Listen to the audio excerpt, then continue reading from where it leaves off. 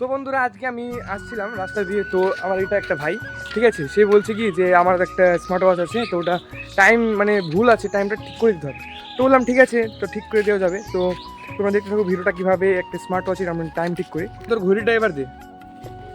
এই যে নাও দাদা, এটা ঠিক করে দিবা।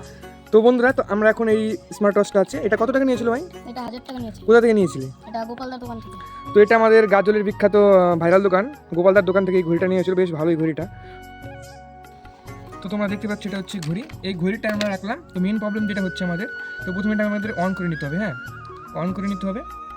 অন করার পর তোমরা দেখতে পাচ্ছ এখানে যেখানে একটা সেটিংয়ের অপশন আছে, সেটিংয়ে গিয়ে তোমরা দেখতে পাবে এখানে যেদিকে দেখাই, সেটিংয়ে যাওয়ার পর তোমাদের একটু নিচে আসতে হবে।